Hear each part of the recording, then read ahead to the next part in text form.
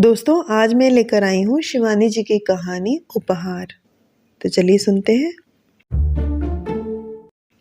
वाह, खूब मिली आप। मेरी गाड़ी छूटने ही को है। भाग्य अच्छा था जो आप पहले ही चौराहे पर मिल गईं। ए रिक्शे वाले, चलो स्टेशन। वह कूदकर मेरे पार्श्व में आकर बैठ गया। साथ ही उसके घिनौने शरीर से आते दुर्गंध के भभकाके से मेरा माथा चकरा गया। मैं भय से थर-थर कांप रही थी। वही था, एकदम वही। मेरा रिक्शा चालक कटरा के उस भीड़ भरे चौराहे पर मेरा रिक्शा रोक अपनी बीड़ी लेने गया था कि यहाँ आ गया। बार बार अपनी कलाई पर बंधी काल्पनिक घड़ी देखता वह बड़बड़ाता जा रहा था। अजीब झक्की है मेरा यार। क्या भला कोई जगह है रिक्शा खड़ी करने की? 7:20 पर तो देहरा छूट जाएगी। मैंने उसकी विवेकहीन अमानवीय दृष्टि पहचान ली और दूसरे ही क्षण मैं कूदकर सड़क पर खड़ी हो गई।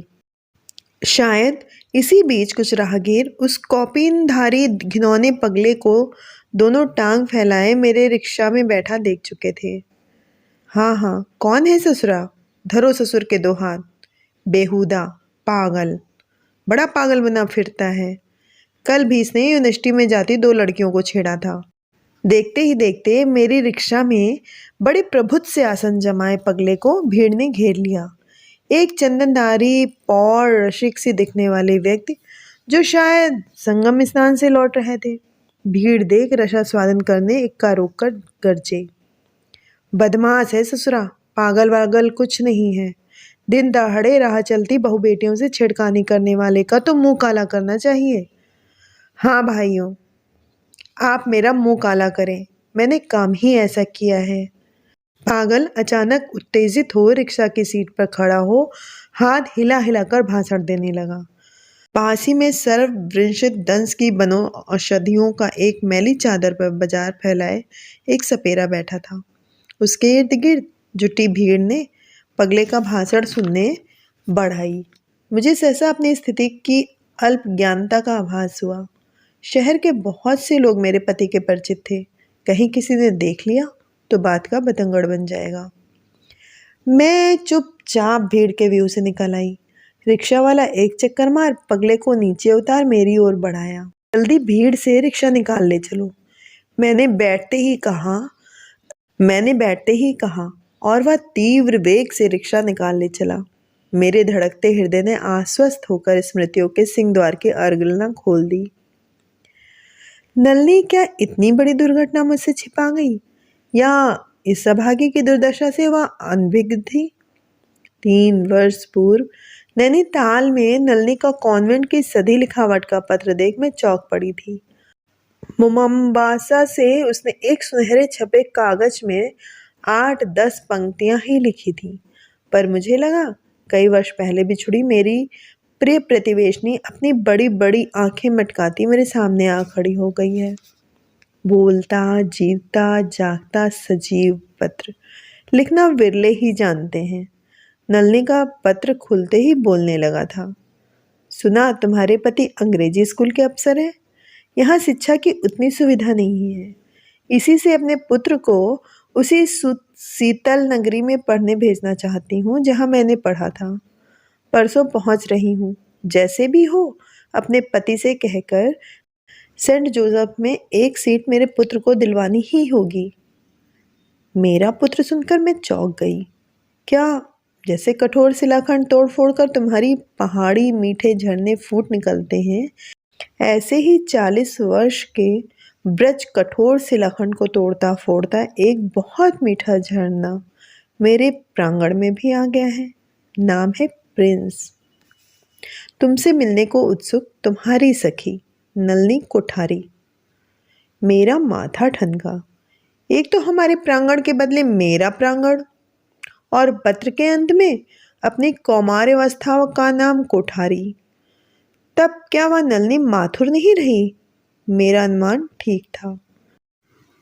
मैं बस स्टैंड के पास उसकी प्रतीक्षा कर रही थी। एक शानदार टैक्सी मेरे पास ही आकर रुक गई। सदा की रोबेली नलनी और भी रौबदार हो गई थी। गालों पर सुर्खी थी, चेहरा भर जाने से बड़ी आंखें कुछ छोटी लग रही थीं और एक प्यारी नन्ही सी दूसरी ठुड्डी भी निकल आई थी। मैं दौड़ कर उससे लिपट गई। हाय, तू तो जरा भी नहीं बदली। और यह तेरा झरना? भगवान ने रघुनाथ को सामने धरकर ही बनाया है क्या इसे? एकदम अपने बाप पर गया है। और रघुनाथ रघुनाथ नहीं आए क्या? मैंने देखा नलिनी फौजी अफसर की बेरुखी से सतर खड़ी है। मैं सकपका गई। कहीं कुछ हो तो नहीं गया है रघुनाथ को? बड़ी कुशलता से मैंने बात पलट दी। बहुत दूर रहते हैं हम लोग। तू रुक जा, मैं 2 डांडिया बुलवा दूं। पैदल चलना तो बहुत खलेगा। नहीं नहीं, हम पैदल चलेंगे। तुम्हारे इस पहाड़ी स्टेचर पर तो हमसे नहीं चढ़ा जाएगा। वह अपनी साड़ी घुटनों तक समेट लंबी डग भरने को उद्यत हो गई। उसका देवदूत सब सुंदर पुत्र बड़े अचरज से पहाड़ों को देख रहा था। प्रिंस देखने में एकदम छोटा रघुनाथ लग रहा था, गोलमुख और निर्दोष गठन। उसके पिता के इसी व्यक्तित्व पर रीझ कर तो उसकी माँ ने लाखों की संपत्ति स्वेच्छा से ही ठुकरा दी थी। अनाथ नलिनी को उसकी लखपति बुआ ने ही पाला था। उससे मैं कई बार मिल चुकी थी। स्पष्ट मूंछों और गलमुच्छों वाली उसकी डरावनी मर्दानी बुआ बुआ कम और फूफा ही अधिक लगती थी। वे नलिनी को बड़े लाड से रखती थीं, पर उनके शासन का अंकुश कभी कभी बड़ी क्रूरता से कोचता था। डॉक्टरी पढ़ नलिनी बुआ के साथ अफ्रीका जाकर अपने स्वतंत्र प्रैक्टिस आरंभ कर देगी। साथ ही उनके सिल्क के कारोबार की देखरेख में योगदान देगी। यही बुआ की पूर्व निर्धारित योजना थी। पर इसी में दाल भात मूसलचंद बन टूटी कोहनी जुड़वाने सुदर्शन रघुनाथ मेडिकल कॉलेज में न जाने कहाँ से आ टपक पड़ा। टूटी हड्डी के साथ साथ विभिन्न प्रांतों के 2 सर्वथा विरोधी स्वभाव के हृदय भी अनजाने में न जाने कब जुड़ गए। बुआ ने सुना तो सिर पीट लिया। पहले अपनी मूछें नोची, फूफा जी से लड़ी, फिर ताबड़तोड़ उड़कर भारत भाग आई। तुम इस अधूरी पढ़ाई वाले जनखे से छोकरे से ब्याह करोगी तो मैं तुम्हें अपनी संपत्ति का एक ढेला भी नहीं दूंगी। यूपी के कायस्थ का कांटा पानी भी नहीं मांगता छोकरी।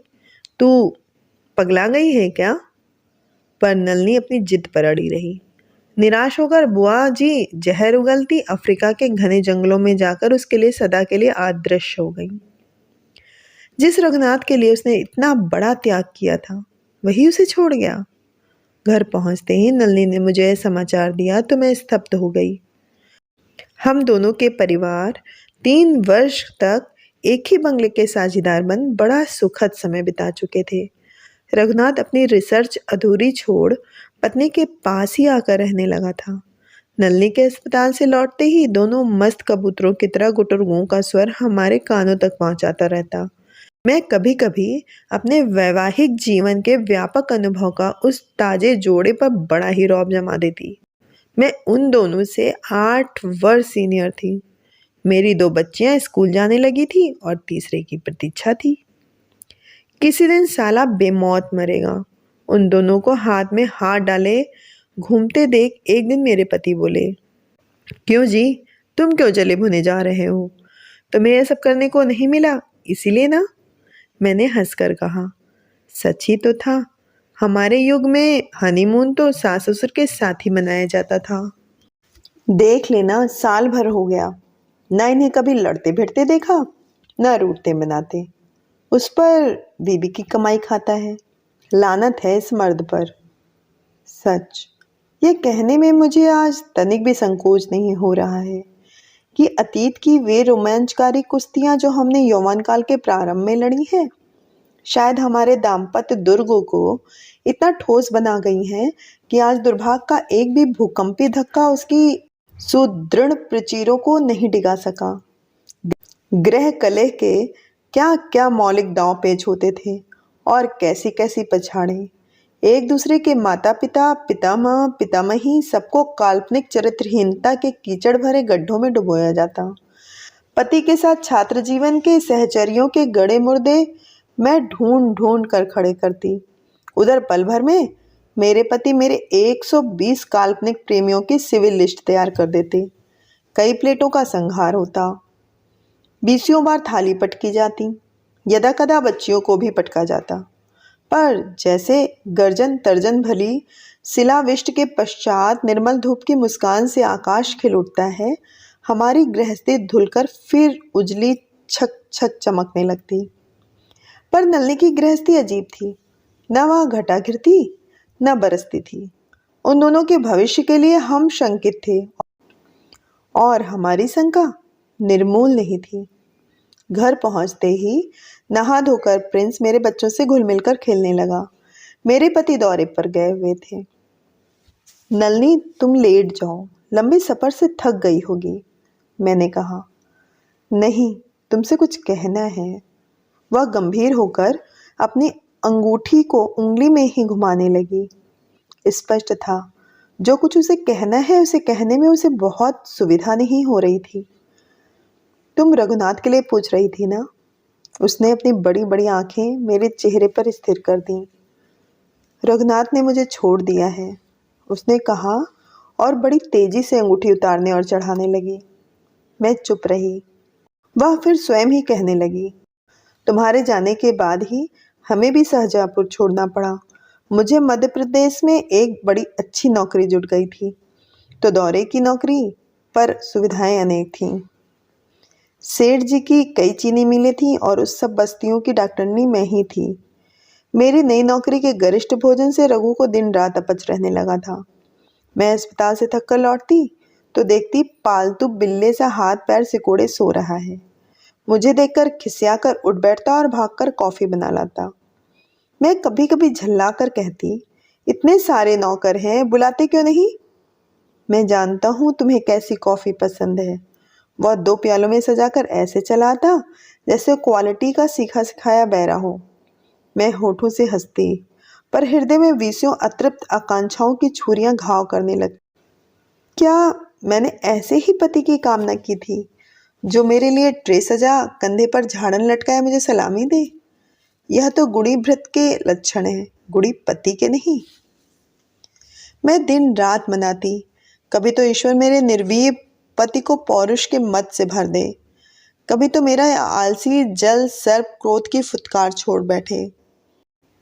एक दिन सचमुच ही उसके पौरुष के विषधर ने मुझे डस लिया। मुझे प्रायः ही दौरे पर रहना पड़ता था। ऐसे ही एक दौरे में यात्रा का भद्रा नक्षत्र मेरे भाग्य पर चढ़ गया। मुझे मुंबई जाना था। अस्पताल के लिए कुछ सामान खरीदना था। इसी से पर्याप्त रुपया पास में था और दौरे से घर सजाने की कुछ न कुछ सामग्री लाती रहती थी। उस बार एक फ्रिज लेने के लिए कुछ रुपया रख लिया था। अपने शरीर पर भी कुछ हीरे के आभूषण पड़े रहने दिए थे।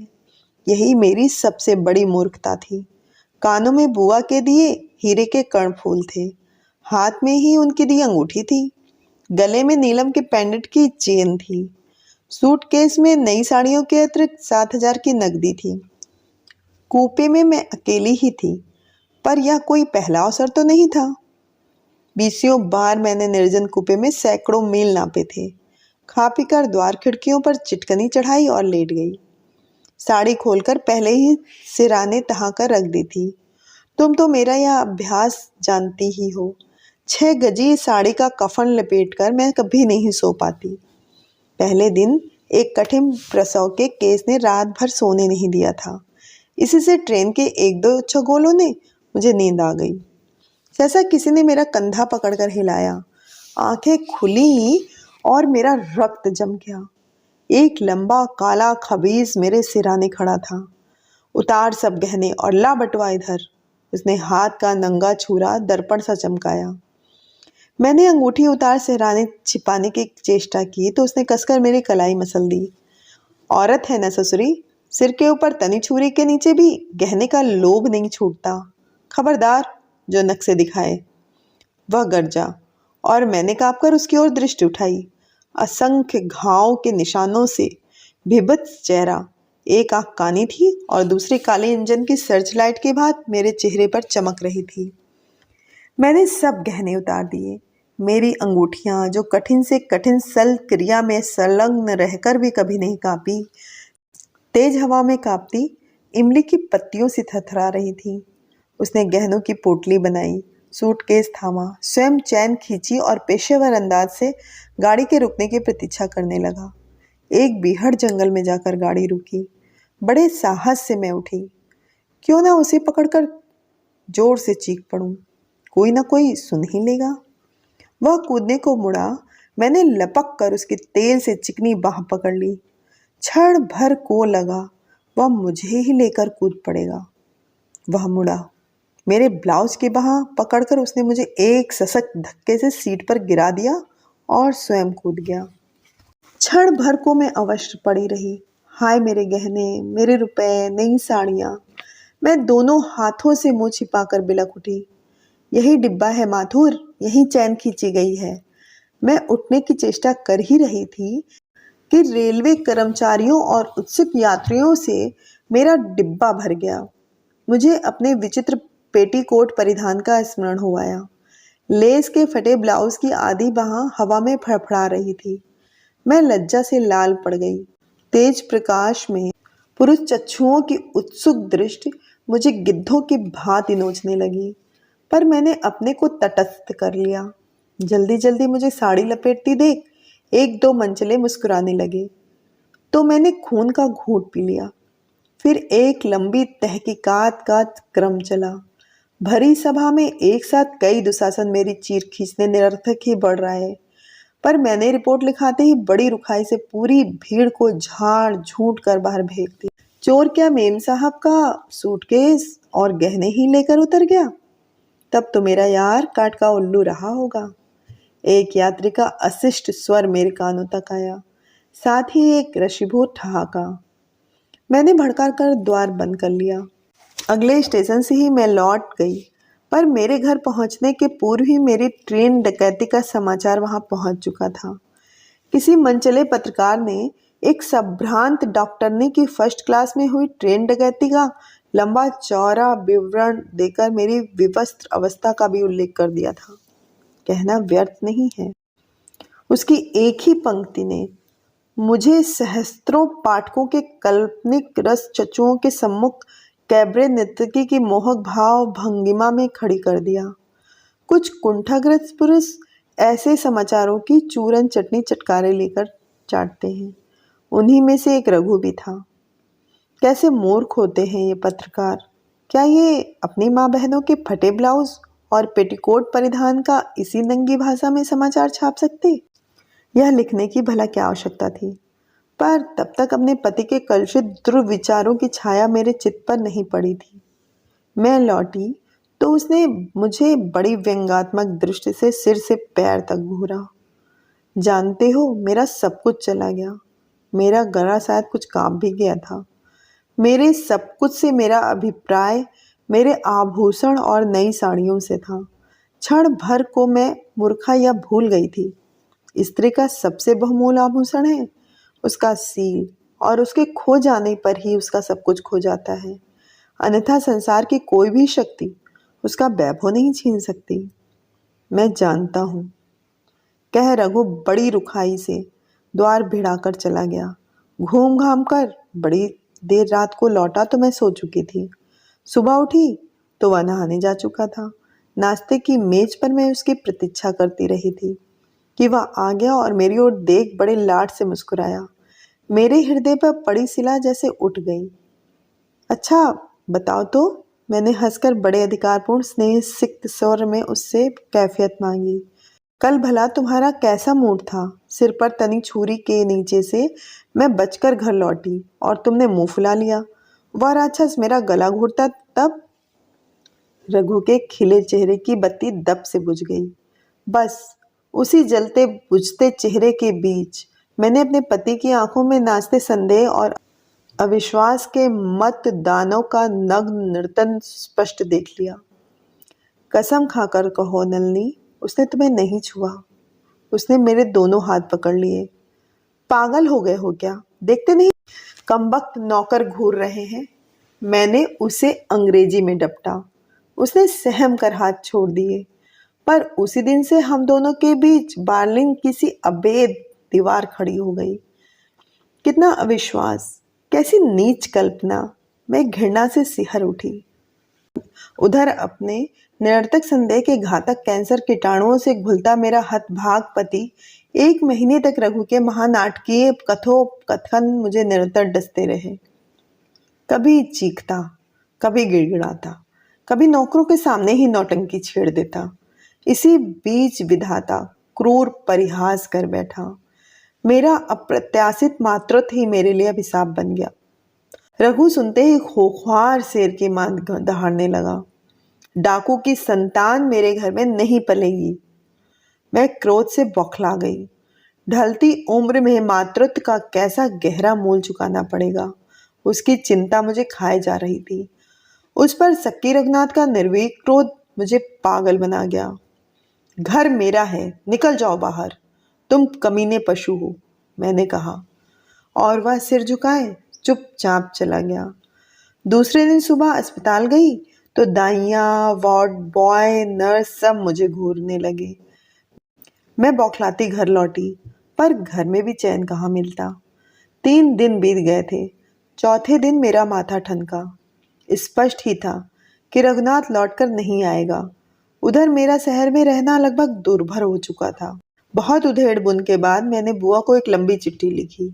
उस पत्र में मैंने उन्हें सब कुछ लिख दिया। रघु से मैंने नाता तोड़ लिया था। क्या बुआ मुझे एक बार फिर आश्रय दे सकेंगी? इस बार तो उन्हें 2 प्राणियों को आश्रय देना होगा। बुआ को मैं जानती थी, उन्हें निश्चय लेने में कभी देर नहीं लगती थी। मेरे पत्र के उत्तर में वो स्वयं आ गईं। दूसरे ही दिन बुआ स्वयं मेरा त्यागपत्र टाइप कर दे आईं और उसी रात हमने शहर छोड़ दिया। अफ्रीका पहुंचकर मैंने बुआ का कारोबार देखा तो दंग रह गई। मोम्बासा के भारतीय प्रवासी व्यापारियों में श्रीमती कोठारी का नाम प्रमुख था। 20 नौकर थे, राशि प्रसाद था, पर मुझे सुख शांति वहां भी नहीं मिली। कभी रघु की स्मृतियों में मैं पागल होती, कभी प्रतिहिंसा की लपटें मेरे उग्निंग चित्त को और रुग्ण देह को झुलसा देती। दूसरे ही क्षण उसके सहचर की कामना मुझे विकल कर देती। अब मैं दिन रात एक ही प्रार्थना करती, हे भगवान, मेरी संतान अविकल उसी का रूप लेकर जन्मे, जिससे कभी मैं उसे देखकर कह सकूं, मूर्ख, देख ले अपने पुत्र को। सचमुच भगवान ने मेरी सुन ली। मेरे 10 पौंड के शिशु का एक एक नक्शा अपने पिता का था। यहाँ तक कि सर के घुंघराले बाल भी रघु के ही लच्छेदार थे। अब कभी देखेगा नासपीटा तो सिर धुन धुन कर रोएगा, बुआ ने गर्व से कहा। उन्होंने नाम धरा प्रिंस। मेरी लाखों की संपत्ति का वारिस बनेगा मेरा प्रिंस, वे बोली। बुआ का और था ही कौन। इसके जन्म के दूसरे ही महीने मैं फिर अपने क्लिनिक पर बैठने लगी। मेरी ख्याति दूर दूर तक फैल गई। समृद्ध भारतीय प्रवासी परिवार ऊंची फीस देकर मुझे घर पर ही बुलाते। प्रिंस 7 वर्ष का हो गया था। पिछले साल बुआ गिरनार की तीर्थ यात्रा पर भारत चलने लगी तो जिद कर मैं भी साथ हो ली। 7 वर्ष से भारत नहीं गई थी, पर सच कहूँ तो भारत देखने से अधिक ललक एक अन्य व्यक्ति को देखने की थी। क्या पता कहीं मिल जाए। प्रिंस दिन पर दिन अपने पिता पर जा रहा था। वही हंसी, वही नाक, वही आंखें। ठीक अवसर आ गया था। मैं भारत आई। तीर्थों के मंदिर, घाट, होटल, सिनेमा, कहीं भी तो नहीं दिखा वह। निराश होकर लौट रही थी। फर्स्ट क्लास के कूपे में मैं और बुआ लेटी थी। प्रिंस पूरे डिब्बे में उधम मचा रहा था। सामने की पटरी पर एक और रेलगाड़ी को नियति ने शायद जानबूझकर ही रोक दिया था।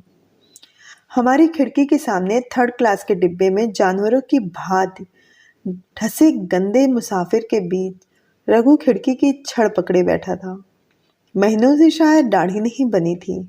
गाल भीतर को धस गए थे और चेहरे पर विभत्स मुस्कान, जैसे टिटनेस के मृत रोगी के चेहरे पर खिंचाती है।